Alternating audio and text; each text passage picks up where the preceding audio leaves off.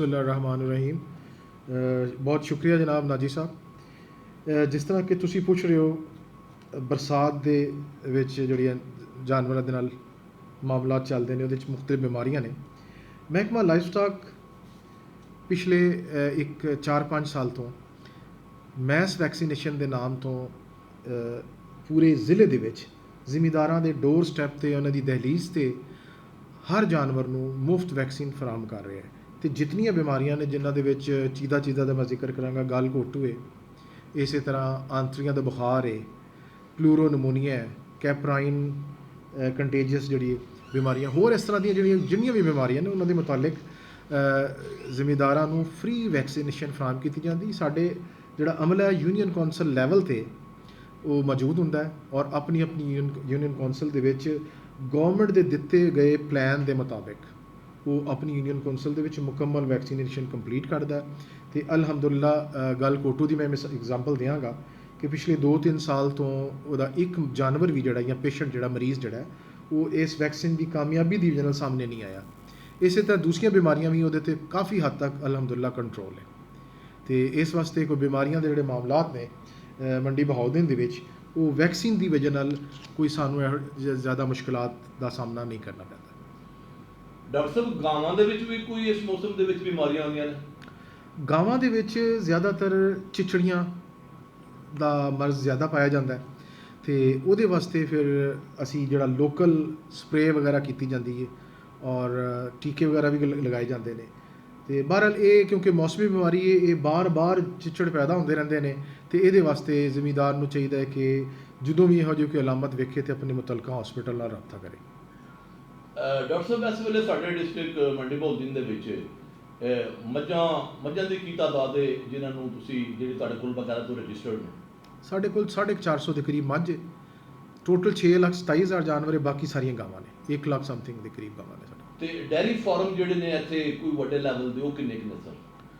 Dairy farm ਜਿਹੜੇ ਬਹੁਤ ਜ਼ਿਆਦਾ ਐਸਟੈਬਲਿਸ਼ ਨੇ ਉਹ ਤੇ 4-5 ਨੇ, ਜਿਨ੍ਹਾਂ ਕੋਲ 100 ਦੇ ਅੱਗੇ ਪਿੱਛੇ ਜਾਨਵਰ ਨੇ ਜਾਂ 100 ਤੋਂ ਜ਼ਿਆਦਾ ਨੇ। ਤੇ ਬਾਕੀ ਮੀਡੀਅਮ ਲੈਵਲ ਦੇ ਇੱਥੇ ਜਿਹੜੇ ਲਾਈਫ ਸਟਾਕ ਫਾਰਮਰ ਨੇ ਆਮ ਟ੍ਰੈਡੀਸ਼ਨਲ ਤਰੀਕੇ ਨਾਲ ਬਹੁਤ ਸਾਰੇ ਜਿਹੜੇ ਨਾ 6,27,000 ਮੈਂ ਅਰਜ਼ ਕੀਤਾ ਕਿ total animal large animal population ਹੈ। ਯਾਨੀ ਇਹ ਜਿਹੜੇ ਵੱਡੇ ਡੇਅਰੀ ਫਾਰਮ ਤੁਸੀਂ ਜ਼ਿਕਰ ਕੀਤਾ ਹੈ ਕਿ 4 ਤੋਂ 5 ਜਿਹੜੇ ਨੇ ਨਾ ਵੱਡੇ ਡੇਅਰੀ ਫਾਰਮ ਨੇ, ਇਹ ਮੈਂ ਪੁੱਛ ਸਕਦਾ ਸਰ ਜੀ ਕਿ ਕਿਹੜੇ ਜ਼ਮੀਨਦਾਰ ਨੇ, ਕਿਹੜੇ ਫਾਰਮਰ ਨੇ ਜਿਨ੍ਹਾਂ ਨੇ ਇਹ ਵੱਡੇ ਜਿਹੜੇ ਡੇਅਰੀ ਫਾਰਮ ਬਣਾਏ ਨੇ? ਇਹਦੇ ਵਿੱਚ ਹਾਜੀ ਹਬੀਬ ਸਾਹਿਬ ਨੇ, ਇਹਨਾਂ ਦਾ ਜੀ ਨਹੀਂ ਉਹ ਮੈਂ ਉਹਨਾਂ ਦਾ ਵੀ ਕਰਨਾ। ਉਹਨਾਂ ਦਾ ਮਤਲਬ ਉਹਨਾਂ ਨੇ ਆਰਗੇਨਾਈਜ਼ਡ ਡੇਅਰੀ ਫਾਰਮ ਨਹੀਂ, ਉਹਨਾਂ ਕੋਲ ਜਾਨਵਰ ਬਹੁਤ ਨੇ, ਲੇਕਿਨ ਜਿਸ ਤਰ੍ਹਾਂ ਇੱਕ ਕਮਰਸ਼ੀਅਲ ਡੇਅਰੀ ਫਾਰਮ ਜਿਹੜਾ ਤੁਸੀਂ ਕਹਿ ਸਕਦੇ ਹੋ ਨਾ, ਕਮਰਸ਼ੀਅਲ ਡੇਅਰੀ ਫਾਰਮ ਦੇ ਵਿੱਚ ਤੇ ਆਮ ਡੇਅਰੀ ਫਾਰਮ ਦੇ ਵਿੱਚ ਬੜਾ ਫਰਕ ਹੁੰਦਾ ਹੈ। ਕਮਰਸ਼ੀਅਲ ਡੇਅਰੀ ਫਾਰਮ ਉਹ ਹੁੰਦਾ ਜਿਹਦੇ 'ਤੇ ਤੁਹਾਡੇ ਕੋਲ ਮਿਲਕਿੰਗ ਮਸ਼ੀਨ ਹੁੰਦੀ ਹੈ, ਕੋਈ ਸਾਈਲੇਜ ਜਾਂ ਇਸ ਟਾਈਪ ਦੀ ਜਿਹੜੀ ਚੀਜ਼ ਨਾ, ਉਹਨਾਂ ਨੂੰ ਅਸੀਂ ਕਮਰਸ਼ੀਅਲ ਡੇਅਰੀ ਫਾਰਮਸ ਕਹਿੰਦੇ ਹਾਂ। ਠੀਕ ਹੈ, ਉਹ ਇੱਥੇ ਉਹਨਾਂ ਦੀ ਮੁਤਲਕ ਕਹਿ ਰਹੇ ਕਿ ਉਹ ਚਾਹੁੰਦੇ ਕਿ ਨੇ। ਬਾਕੀ ਜਿਹੜਾ ਜ਼ਿਆਦਾ ਜਾਨਵਰ ਵਾਲੇ ਨੇ, ਨਦੀਮ ਅਫਜ਼ਲ ਚੰਦ ਸਾਹਿਬ ਵੀ ਨੇ, ਤਾਰਕ ਰਾਇਕਾ ਸਾਹਿਬ ਦੇ ਕੋਲ ਵੀ ਕਾਫੀ ਜਾਨਵਰ ਨੇ, ਹੋਰ ਇਫਤਖਾਰ ਸਾਹਿਬ ਨੇ ਫਾਲੀਏ ਦੇ ਵਿੱਚ, ਉਹਨਾਂ ਕੋਲ ਵੀ 150-200 ਜਾਨਵਰ ਨੇ, ਲੇਕਿਨ ਉਹ ਟ੍ਰੈਡੀਸ਼ਨਲ ਤਰੀਕੇ ਨਾਲ ਆਪਣੇ ਜਾਨਵਰ ਰੱਖ ਰਹੇ ਨੇ। ਤੇ ਜਿਹੜਾ ਥੋੜ੍ਹਾ ਜਿਹਾ ਕਮਰਸ਼ੀਅਲ ਲੈਵਲ 'ਤੇ ਆਏ ਨੇ, ਮਾਂਗੜ ਦੇ ਵਿੱਚ ਅਰਸਲਾਨ ਸਾਹਿਬ ਨੇ, ਉਹਨਾਂ ਦੇ ਡੇਅਰੀ ਫਾਰਮ ਅੱਛਾ ਹੈ। ਹਾਜੀ ਹਬੀਬ ਸਾਹਿਬ ਦੇ ਕੋਲ ਮਿਲਕਿੰਗ ਮਸ਼ੀਨ ਲੱਗੀ ਹੈ, ਹੋਰ 1-2 ਇਸੇ ਤਰ੍ਹਾਂ ਦੀਆਂ ਨੇ ਜਿਨ੍ਹਾਂ ਕੋਲ ਕਮਰਸ਼ੀਅਲੀ ਲੈਵਲ 'ਤੇ ਉਹਨਾਂ ਨੇ ਆਪਣਾ ਫਾਰਮ ਨੂੰ ਪ੍ਰੋਪਰ ਤਰੀਕੇ ਨਾਲ ਮੈਨੇਜ ਕੀਤਾ ਹੈ। ਸਰ ਜੀ, ਗੌਰਮੈਂਟ ਆਫ ਪੰਜਾਬ ਮਹਿਕਮਾ ਰਾਜ ਸਟਾਫ ਜਿਹੜਾ ਹੈ ਇਹ ਜ਼ਮੀਨਦਾਰਾਂ ਨੂੰ ਕਿਤਨਾ ਕੁ ਫੈਸਿਲੀਟੇਟ ਕਰ ਰਿਹਾ ਹੈ ਡੇਅਰੀ ਫਾਰਮਿੰਗ ਦੇ ਹਵਾਲੇ ਨਾਲ? ਕਿਆ ਇਹਨਾਂ ਨੇ ਕੋਈ ਕਰਦੇ ਸ਼ਰਦੇ ਵੀ ਜਿਹੜੇ ਦੇ ਕੋਈ ਪ੍ਰੋਗਰਾਮ ਹੈ ਗੌਰਮੈਂਟ ਦੇ? ਦੇਖੋ ਜੀ, ਕਰਜ਼ਾ ਡਾਇਰੈਕਟ ਅਸੀਂ ਸਾਡਾ ਮਹਿਕਮਾ ਨਹੀਂ ਦਿੰਦਾ। ਠੀਕ ਹੈ, ਕਰਜ਼ਾ ADP ਔਰ ਦੂਸਰੇ ਜਿਹੜੇ ਬੈਂਕਸ ਵਗੈਰਾ ਨੇ ਉਹ ਦਿੰਦੇ ਨੇ। ਸਾਡੇ ਕੋਲ ਲੋਕ ਫਿਜ਼ੀਬਿਲਿਟੀ ਦੀ ਰਿਪੋਰਟ ਲੈਂਦੇ ਨੇ, ਸਾਡਾ ਮਹਿਕਮਾ ਉਹਨਾਂ ਨੂੰ ਫਿਜ਼ੀਬਿਲਿਟੀ ਰਿਪੋਰਟ ਤਿਆਰ ਕਰਕੇ ਦਿੰਦਾ। ਬਾਕੀ ਥਰੂ ਪ੍ਰੋਪਰ ਚੈਨਲ ਜਿਹੜਾ ਬੈਂਕ ਦੇ ਦੂਸਰੇ ਰਿਕੁਆਇਰਮੈਂਟਸ ਨੂੰ ਪੂਰੇ ਕਰਕੇ ਜ਼ਮੀਂਦਾਰ ਕਰਜ਼ਾ ਲੈ ਸਕਦਾ। ਇਸ ਤੋਂ ਇਲਾਵਾ ਜਿਹੜਾ ਲਾਈਫ ਸਟਾਕ ਡਿਪਾਰਟਮੈਂਟ ਹੈ ਉਹ ਫ੍ਰੀ ਆਫ ਕਾਸਟ ਵੈਕਸੀਨੇਸ਼ਨ, ਉਹਨਾਂ ਨੂੰ ਡੋਰ ਸਟੈਪ 'ਤੇ ਸਰਵਿਸਿਜ਼, ਟ੍ਰੀਟਮੈਂਟ, ਬੁਨਿਆਦੀ ਸਾਡਾ ਮਕਸਦ ਜਿਹੜਾ ਉਹ ਇਹ ਹੈ। ਕਿਉਂਕਿ government of Punjab life stock ਜਿਹੜੀ ਉਹ ਪੈਰਾਡਿਮ ਸ਼ਿਫਟ ਜਿਹੜੀ ਫਰੋਮ ਕਿਊਰੇਟਿਵ ਟੂ ਪ੍ਰੀਵੈਂਟਿਵ, ਯਾਨੀ ਕਿ ਇਲਾਜ ਦੀ ਬਜਾਏ ਹਿਫਾਜ਼ਤੀ ਤਦਾਬੀਰ 'ਤੇ ਜ਼ਿਆਦਾ ਜ਼ੋਰ ਦੇ ਰਹੀ ਹੈ ਕਿ ਵੈਕਸੀਨੇਸ਼ਨ ਵਗੈਰਾ ਅਗਰ ਬਿਮਾਰੀਆਂ ਨੂੰ ਰੋਕਿਆ ਜਾਏ, ਬਜਾਏ ਇਹਦੇ ਕਿ ਜਿਹੜੇ ਅਖਰਾਜਾਤ ਟ੍ਰੀਟਮੈਂਟ ਦੇ ਉੱਤੇ ਹੁੰਦੇ ਨੇ ਉਹ ਅਗਰ ਉਹ ਬਿਮਾਰੀ ਨੂੰ ਹੋਣ ਤੋਂ ਪਹਿਲੇ ਰੋਕਿਆ ਜਾਏ, ਗਵਰਨਮੈਂਟ ਦੀ ਤਵੱਜੋ ਜ਼ਿਆਦਾ ਉਹਦੇ ਵੱਲ ਹੈ।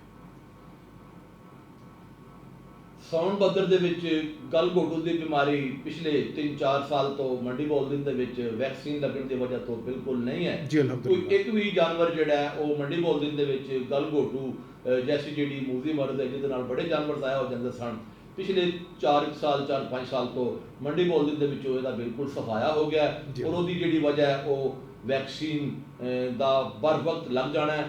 ਔਰ ਇਸ ਵੇਲੇ ਵੀ ਗੌਰਮੈਂਟ ਜਿਹੜੀ ਹੈ ਉਹਨਾਂ ਨੇ ਹਰ ਯੂਨਿਟ ਕੌਂਸਲ ਲੈਵਲ ਦੇ ਉੱਤੇ ਮਹਿਕਮਾ ਲਾਈਵ ਸਟਾਕ ਦਾ ਅਮਲਾ ਮੌਜੂਦ ਹੈ ਜਿਹੜਾ ਘਰ ਘਰ ਜਾ ਕੇ ਡੇਰਿਆਂ ਦੇ ਉੱਤੇ ਜਾ ਕੇ ਤੇ ਜਾਨਵਰਾਂ ਨੂੰ ਹਿਫਾਜ਼ਤੀ ਟੀਕੇ ਲਾ ਰਿਹਾ ਜੀ ਬਿਲਕੁਲ ਅੱਛੀ ਤਰ੍ਹਾਂ। ਇਹ ਜਿਹੜੀ ਗੱਲ ਹੈ ਸਾਨੂੰ ਅੱਜ ਐਡੀਸ਼ਨਲ ਡਾਇਰੈਕਟਰ ਮਹਿਕਮਾ ਲਾਈਵ ਸਟਾਕ ਮੰਡੀ ਬੋਲਦਿਨ ਨੇ ਇੱਕ ਇੰਟਰਵਿਊ 'ਚ ਦੱਸੀ ਹੈ ਤੇ ਅਸੀਂ तमाम ਦੋਸਤਾਂ ਅੱਗੇ ਗੁਜ਼ਾਰਿਸ਼ ਕਰਾਂਗੇ, तमाम ਜ਼ਮੀਨਦਾਰਾਂ ਨੂੰ ਇਹ ਮਸ਼ਵਰਾ ਦੇਵਾਂਗੇ ਕਿ ਅਗਰ ਕਿਸੇ ਦਾ ਕੋਈ ਜਾਨਵਰ ਰਹਿ ਗਿਆ ਜਿਹਨੂੰ ਵੈਕਸੀਨ ਨਹੀਂ ਹੋਈ ਤੇ ਉਹ ਬਰਾਹ ਰਾਸਤ ਆਪਣੀ ਯੂਨਿਟ ਕੌਂਸਲ ਦੇ ਵਿੱਚ ਜਿਹੜਾ ਮਰਕਜ਼ ਕਾਇਮ ਹੈ ਉੱਥੇ ਜਾ ਕੇ ਆਪਣੀ ਕੋਈ ਸ਼ਿਕਾਇਤ ਦਰਜ ਕਰਵਾਉਣ ਜਾਂ ਉਹਨਾਂ ਨੂੰ ਜਾ ਕੇ ਇਤਲਾਹ ਦੇਣ ਤਾਂ ਕਿ ਉਹਨਾਂ ਦਾ ਜਿਹੜਾ ਜਾਨਵਰ ਹੈ ਉਹ ਇਸ ਮੂਜ਼ੀ ਮਰਜ਼ ਤੋਂ ਬਚ ਜਾਵੇ।